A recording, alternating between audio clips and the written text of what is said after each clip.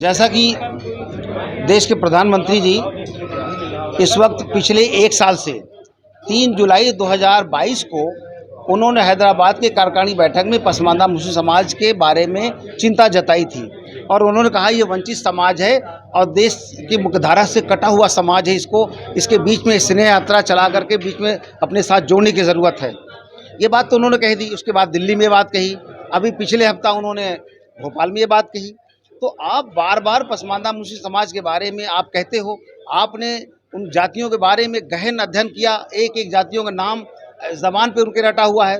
तो मुझे ऐसा लगता है प्रधानमंत्री जी ने पसमानदा मुस्लिम समाज के बारे में गहन अध्ययन कर लिया है, उनको पूरी जानकारी हो गई उनकी समस्याओं के बारे में। तो हम ये उम्मीद करते हैं कि प्रधानमंत्री जी अब हमारे बारे में जान चुके हैं और सार्वजनिक रूप से कह भी चुके हैं।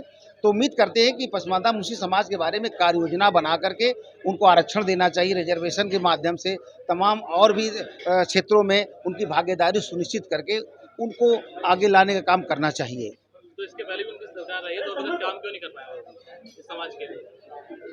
देखिए, पिछली सरकारों में आम मुसलमानों की तरह गिना जाता था। हमारे मुस्लिम समाज के जो लोग थे तब पसमानदा संगठन चला नहीं था, हम लोग अपना अधिकार जानते नहीं थे। वो मुसलमान के नाम पे वोट देते थे, ऐलान हो गया, दिल्ली से लोगों ने वोट दे दिया। अब बदलते हुए परिवेश में हमने मुसलमान जब जाना कि हमारे अधिकार ये हैं और ये पसमानदा बनाने में हमारे मुसलमानों में जो अपर कास्ट की 15% लोग हैं, इन्होंने हमारा शोषण किया है, सरकार के साथ साथ इन्होंने भी शोषण किया है। तब हम लोगों ने संगठन बना करके आवाज़ लगाई है। तो आज हमारे लोग पूरी तरह जागरूक हैं और प्रधानमंत्री जी के इन बातों में आने वाले नहीं। जब तक प्रधानमंत्री जी उनको लाभ नहीं पहुंचाएंगे तब तक पसमानदा मुस्लिम समाज उनके बारे में विचार भी नहीं कर सकता। तो आप क्या चाहते हैं? हम चाहते हैं कि प्रधानमंत्री जी ने जो अपनी ज़बान से बात कही है, मैं और उनका जो बोलने का ढंग था, स्टाइल थी, उनका जो तरीका था, पूरे देश ने महसूस किया कि इसका मतलब पसमानदा मुस्लिम समाज के समस्याओं के बारे में वाकिफ़ हो गए हैं। तो अब उन्हें वो डायग्नोसिस तो कर दिया उन्होंने, मरीज़ का एक्सरे करा लिया, सारी जाँचें तो करा ली। तो दवा सरकार में है, दवा तो उनको ही देना है। वो दवा दे दे, हम पसमानदा लोग ठीक हो जाएँ। दवा देने का काम उनका है, वो दवा दे नहीं रहे हैं।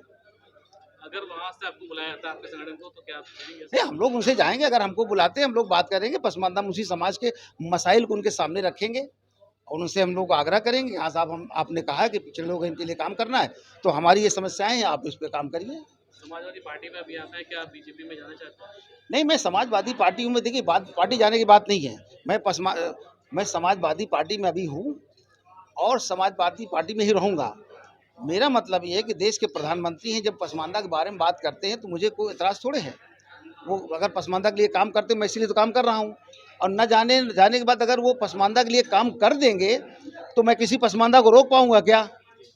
अगर वो काम कर देंगे तो लोग उनसे प्रभावित खुद ही हो जाएंगे, तो मैं क्या रोक पाऊँगा? मैं यही चाहता हूँ कि उनका हमारे पसमानदा काम हो। जब ये लोग नहीं करते तो कोई जो करेगा उसके साथ जाएगा।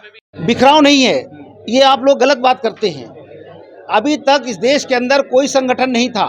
अनीस मंसूरी ने 15 साल पहले संगठन बना करके, मैं संस्थापक हूँ। जब 3 जुलाई 2022 को देश के प्रधानमंत्री माननीय नरेंद्र मोदी जी ने पसमानदा के बारे में जब जिक्र किया तो बरसाती मेढक की तरह तमाम लोग संगठन बना करके सामने आ गए। मैंने पूछा कि आपके पास 3 जुलाई के पहले पसमानदा समाज में कोई प्रोटेस्ट किया हो, कोई काम किया हो, उनके बारे में आवाज़ उठाई हो तो रिकॉर्ड दीजिए। तो ये तो अभी सब एक साल पहले एक संगठन बने हैं और वो दोनों के बीच में जा रहे हैं और देश की जनता जानती है, पसमानदा जानते हैं कि नेता हमारा कौन है, किसने मेरी आवाज़ क्यों लगाई है, किसने मेरे लिए काम किया है। इसलिए ये केवल कागज़ों और टेलीविज़न पे दिखाई पड़ रहे हैं, जनता के बीच में इनकी कोई हैसियत नहीं है। अगर ये जाएंगे जनता के बीच, जनता उनको जवाब देगी।